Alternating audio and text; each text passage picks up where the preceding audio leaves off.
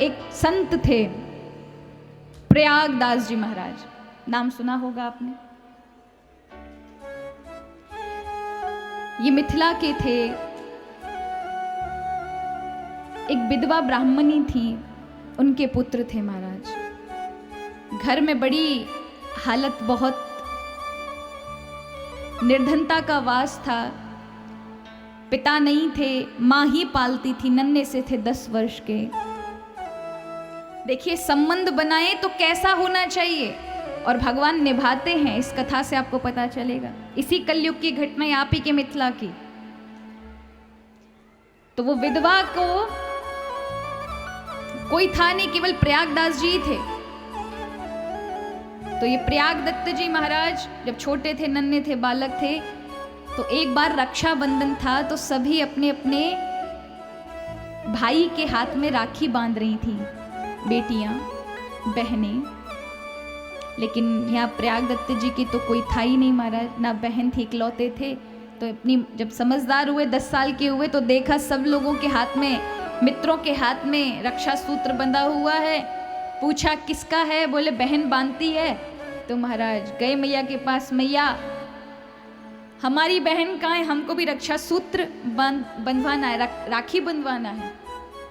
रोने लगे। मैया ने देखा बालक को, कहा तेरी बहन तो है, उसका नाम जानकी है, सीता है। क्या कहा? अम्मा ने ऐसे ही बहला दिया महाराज, सीता है उसका नाम, पर वो यहाँ नहीं है बेटा, वो अयोध्या ब्याई गई है। अच्छा, तो हमारे जो बहनोई है उनका नाम क्या है? बोलो उनका नाम राम है। अम्मा तो भोली वाली थी, बच्चे को थोड़ा धैर्य धराने के लिए बोल दिया कि तेरी बहन तो सीता है और तेरे बहनोई जो है वो राम है। बालक को तो महाराज ऐसी चढ़ी उमंग, उसने देखा रात्रि में माँ सो गई है, रात्रि में नींद नहीं आई, सुबह के 4 बजे उठा, अब तो बहन से मिलकर ही आना है। पता तो चली गया, अब किसका प्रतीक्षा? अयोध्या में मिलेंगे, बहनोई का नाम राम है, बहन हमारी सीता, बस इतना सा पता है महाराज। और नन्हा सा बालक कि जब मुझे पता है तो फिर किसकी प्रतीक्षा?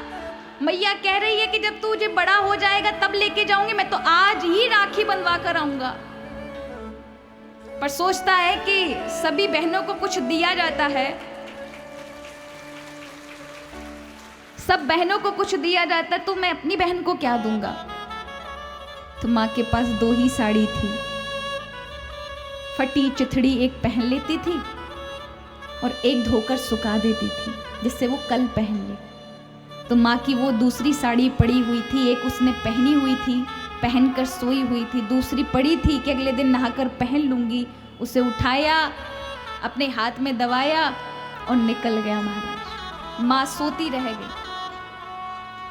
अब इसे क्या पता, बाल चपलता 10 साल का, कि जनकपुर से जाओगे तो अयोध्या कब पहुंचोगे।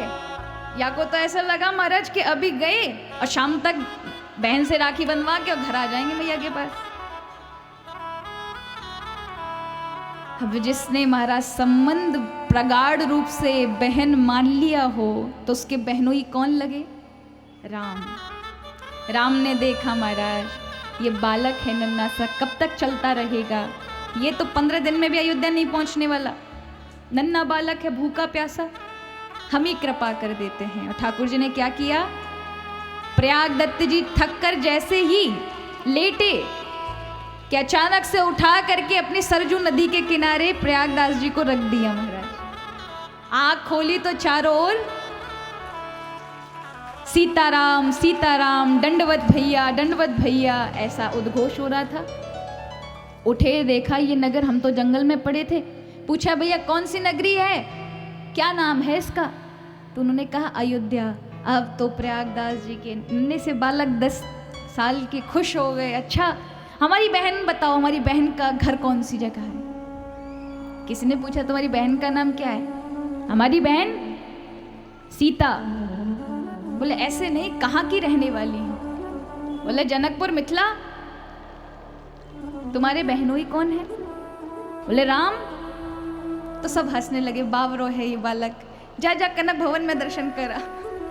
ऐसा कर, नहीं हम मंदिर नहीं जाएंगे, मंदिर में थोड़ी ना हमारे, हम तो अपनी बहन से मिलने आए, भगवान से नहीं। सब संत हंस जाते हैं। कोई किसी से भी पूछते हैं कि सीता जी हमारी बहन है, हमारे राम बहन है, कोई पता बता दो, पर सब कहते हैं मंदिर में जाओ वहीं मिलेंगे। और वो बहन बहनों ही नहीं, भगवान है। अब ये नन्हे से बालक को कहाँ समझ आई, ये तो अपनी बहन बहनों ही मान कर आया है, भगवान थोड़ी ना। तो कहने लगे अच्छा बड़े आदमी है ना, इसलिए मिलने नहीं आ रहे। हम तो फालतू आगे, मैया ने कहा मैया के साथ आते तो कम से कम मिल जाते। पूरे शाम घूमे, मंदिर नहीं गए क्योंकि उन्हें भगवान से नहीं मिलना था, उन्हें तो अपनी बहन से मिलना था। रात्रि में सरजू के किनारे बैठ गए, मन में विचार किया कि सुबह अब घर जाएंगे और अब दोबारा नहीं आएंगे अयोध्या। हमारी बहन तो शायद कोई बहुत बड़े घर में ब्याह गई है, विवाह हो गया है, तो अब कहाँ माँ और भाई को याद रखेगी। ऐसा सोच रहे थे, रात में नींद नहीं आई। तभी देखा कि उसी समय सीताराम जी की जय, जानकी की जय, महारानी की जय, राजा रामचंद्र भगवान की जय, ऐसा उद्घोष होता हुआ आवाज आ रही है। बहुत सारे सैनिक भागे हुए आ रहे हैं छत्र आदि लेकर के। बीच में सफेद महावत, सफेद हाथी और उसके ऊपर महावत के रूप में हनुमान जी बैठे हैं। श्री राम जय राम, श्री राम जय राम उद्घोष कर रहे हैं। और उस हाथी, सफेद हाथी के ऊपर एक पालकी है, सोने की पालकी। अब ये देख करके तो नन्हा सा बालक डर गया। अच्छा ये हमें कुचलवाने का पूरा प्लानिंग करके आ रहा है कि हमें कुचल डालें। डर गया, लेकिन देखा कि अचानक से सब सैनिक रुके, हाथी बैठा, सोने की सीढ़ी लाकर सैनिकों ने लगाई और दिव्य दंपति श्री राम और जानकी उस सीढ़ी से उतर रहे थे। महाराज जो ही देखा अवाक रह गया, ऐसी सुंदरता कभी देखी ना थी। श्री राम दूल्हे सरकार के रूप में, जानकी जी दुल्हन के रूप में पास आए।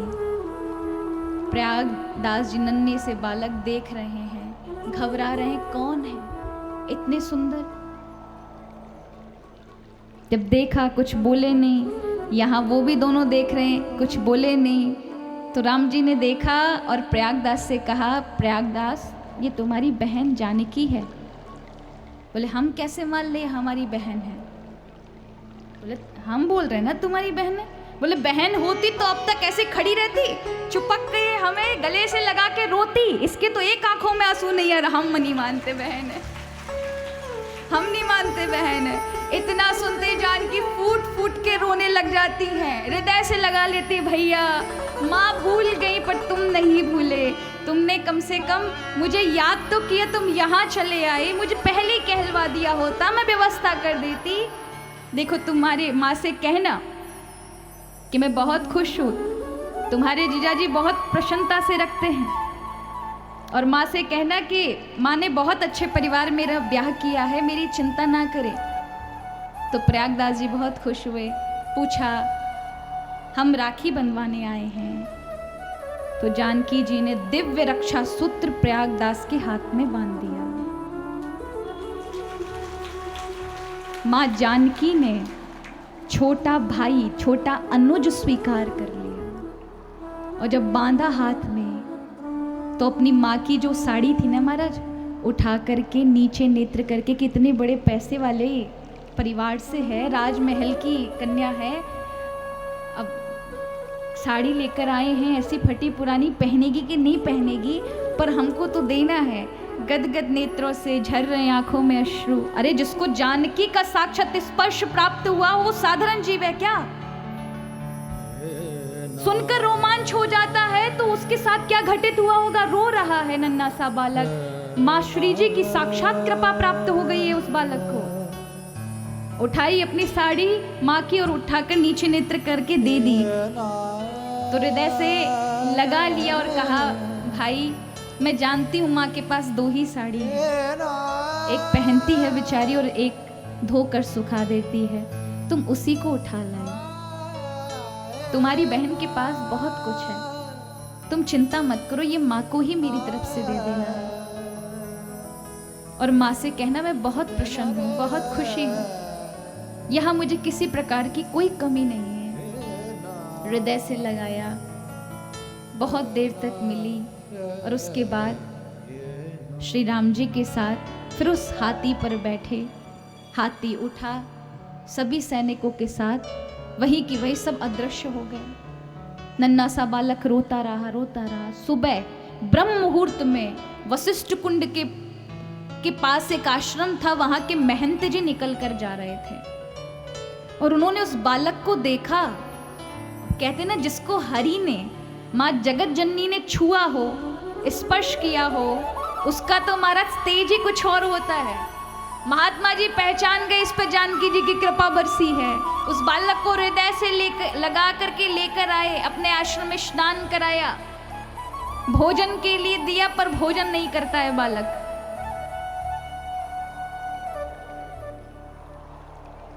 मध्यकाल हुआ, दोपहर का मध्यकालीन समय 12 बजे।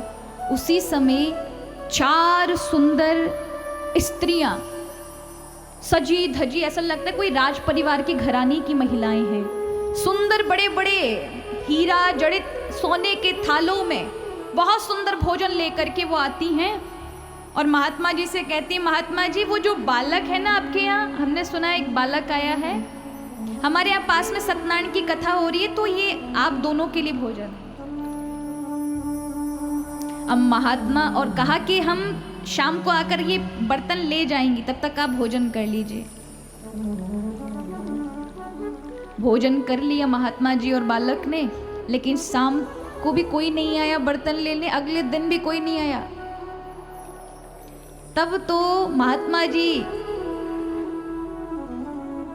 महान पुरुष थे, उन्होंने ध्यान में देखा तो उन्हें पता चल गया कि माँ जानकी जी ने अपने भाई की मेहमानी की है महाराज, उसका स्वागत सत्कार किया है, भोजन प्रसाद ज्योनार कराई है। तो महात्मा जी कहते, ये तुम्हारी बहन के द्वारा दिए हुए वस्त्र हैं, ये बर्तन है, इनको तुम ही ले जाओ घर। बालक कहते, नहीं, हमारे यहाँ नियम है, हमारे यहाँ बहन की वस्तु लेके नहीं जाया जाता। ससुराल में हम कन्यादान कर देते हैं तो बहन के यहाँ का पानी भी नहीं पिया जाता। हमने तो भोजन कर लिया, हमारी मैया डांटेगी, हम नहीं लेंगे। तो यहाँ वो महात्मा भी उन कीमती बर्तनों को नहीं रखता है जिनकी लाखों रुपए की कीमत थी, और ना ये बालक लेके जाता है। तो दोनों ने विचार किया, वशिष्ठ कुंड में वो बर्तन डाल दिए। और ये बालक जब अपने घर पहुंचता है, ठाकुर जी की ऐसी कृपा हुई कि रात्रि में ही सो रहे थे तो उन्हें जाकर के मिथिला पहुंचा दिया राम जी ने। नन्हा बालक के से क्या पता, पहुंचाया। नेत्र खुले तो देखा कुटिया के पास बैठे हैं, दौड़कर मैया के पास गए। माँ ने देखा, माँ तो बावरी हो गई, 3 दिन से इसे देखा नहीं था, पागल हो गई। उसका तो एक ही आधार ये पुत्र था। देखा अपने पुत्र को, हृदय से लगाया, अरे तू कहाँ गया था, मेरे प्राण निकल गए होते। तो बोलता है, अरे मैया देख, जानकी जी से अपनी बहन से राखी बंधवा कर आया हूं। माँ को बड़ा आश्चर्य, तू कैसे पहुंचा? माँ से कहता, क्या पहुंचा, तूने बताया था ना अयोध्या में है, बहनोई का नाम राम है, बहन सीता। पहुंच गए, बहुत बड़े आदमी थे, दिन में तो हमसे मिले तक नहीं, वो तो रात में देखा, बड़े आदमी है ना, कहीं सबके सामने मिल लेंगे तो लोग ये 4 बातें बनाएंगे, गरीब के यहाँ रिश्ता हुआ है कि जानकी गरीब की बेटी है, इसलिए दिन में तो मिले नहीं मैया। बस हम सरजू के किनारे बैठे थे, तब बहन बहनोई आई, चोरी चुपके, जब पूरा जगत सो गया तब, जिससे कोई देख ना सके। मैया रो रही है देख करके और कहा, माँ बहन तो बहुत बढ़िया है हमारी, उसने तो खूब बातें की हमसे, पर बहनोई बड़े मिजाजी थे, हंसते रहे, एक शब्द नहीं बोले। अब मैया ने सुना, महाराज माँ हृदय से लगा लेती है, बार बार जानकी जी को धन्यवाद देती है। माँ आपने मेरी लाज रख ली, मैंने तो बस मिथिला के नाते आपको कह दिया हम यहाँ रहते हैं, और आपने इस बालक को अपना भी लिया, सचमुच भाई मान लिया। तो कहते ना, संबंध प्रगाढ़ हो तो भगवान भी अपना लेते हैं, और भक्ति का मतलब ही यही है आप वेदांतिक ज्ञान से शायद ना मिल पाए प्रभु, ना समझ पाओ, इतनी बुद्धि नहीं है, क्योंकि बुद्धि संसार में भी लगी हुई है, तो इतनी शुद्ध नहीं है कि वेदांतिक ज्ञान से अपने आप का ज्ञान हो जाए और समझ जाए। लेकिन भक्ति अगर आपके साथ जुड़ी हुई है, भाव प्रेम प्रभु के लिए जुड़ा हुआ है, तो प्रभु बंदे बंदे